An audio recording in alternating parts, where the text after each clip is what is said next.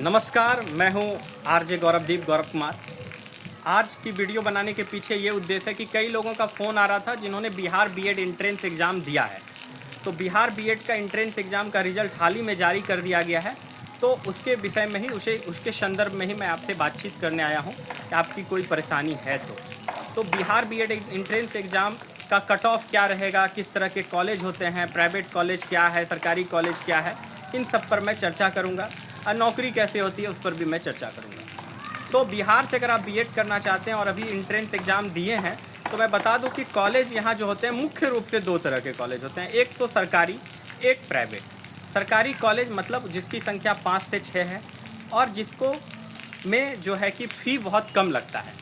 सरकारी कॉलेज में general OBC की फ़ी जो है वो 24-24.5 हज़ार के आसपास है और एससी एसटी की फ़ी जो है वो 7-8 हज़ार के आसपास है। और स्कॉलरशिप भी फॉर्म भराता है, आप भरेंगे, स्कॉलरशिप से आपको बहुत हद तक पैसे वापस हो जाते हैं। सरकारी कॉलेज का ये फैसिलिटी है, यहाँ लेक्चरर जो है बीपीएससी के थ्रू चयनित होकर के आते हैं और यहाँ का जो माहौल होता है, जो शैक्षिक माहौल होता है वो बहुत अच्छा होता है। क्योंकि मैं इसलिए ये बता पा रहा हूँ क्योंकि मैंने बीएड जो है और एमएड जो है ये सरकारी कॉलेज से ही पढ़ाई की है। सिटी भागलपुर घंटाघर के पास स्थित है, इसलिए मैं आपको ये बता देना चाहता हूँ। और प्राइवेट कॉलेज है, वहाँ का जो फ़ीस स्ट्रक्चर है वो 1.5 लाख रुपये सरकार ने 2018 में ही निर्धारित की गई थी। तो 2018 में निर्धारित की गई थी तो आप 1.5 लाख रुपये वहाँ आप फ़ी देते हैं। कुछ कॉलेज जो होते हैं सरकारी और प्राइवेट, खास करके प्राइवेट कॉलेज, वो अपने हिसाब से 10,000 फ़ी कम लेते हैं या 10,000 फ़ी ज़्यादा भी लेते हैं। तो वो जो है अपने हिसाब से है, उसका अलग कॉस्ट है, बहुत सारा चीज़ का एग्ज़ाम फ़ी है, उसकी फैसिलिटीज़ अलग अलग है, इस तरह की चीज़ें आप वहाँ पर देखते हैं। अब रही बात कि हॉस्टल फैसिलिटीज़ क्या है, सरकारी कॉलेज में आपको हॉस्टल मिलता है, लेकिन फ़िलहाल जो टीचर की ट्रेनिंग हो रही है बहुत ज़्यादा, तो हॉस्टल जो आपको वहाँ उपलब्ध नहीं हो पा रहा है क्योंकि टीचर जो आ रहे हैं नए नए चयनित हो रहे हैं, टीआरई 1, टीआरई 2, टीआरई 3, उसके पहले से भी जो शिक्षक थे उनकी ट्रेनिंग लगातार हो रही है। तो हॉस्टल जो है खाली बिल्कुल नहीं रहता है, इसलिए जो बीएड एमएड करने के लिए जो छात्र आ रहे हैं, जो प्रशिक्षु आ रहे हैं, तो उनको जो हॉस्टल ये नहीं मिल रहा है, वो बाहर ही रह रहे हैं, लेकिन फ़ी जो है उनका कम है।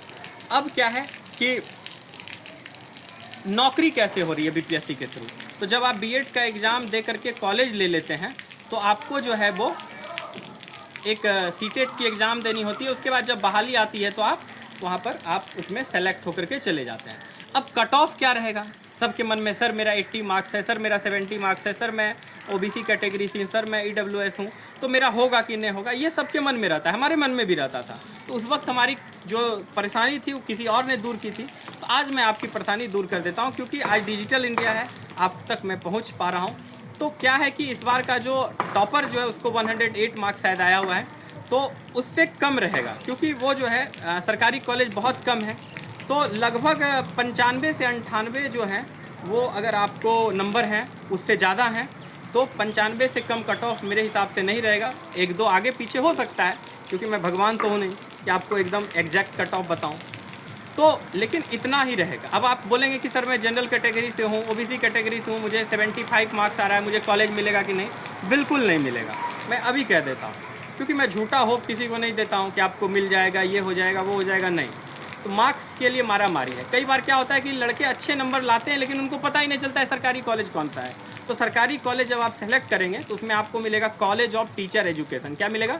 College of teacher education. तो वो अलग अलग जगह, जैसे मैं college of teacher education Bhagalpur से पढ़ा था, तो वैसे ही कॉलेज ऑफ टीचर एजुकेशन तुर्की मुजफ्फरपुर में है, समस्तीपुर में है, छपरा में है, गया में है, पटना में भी है वोमेंस के लिए, और एक पटना यूनिवर्सिटी की भी एक सरकारी कॉलेज है, वहाँ भी फ़ी बहुत कम है।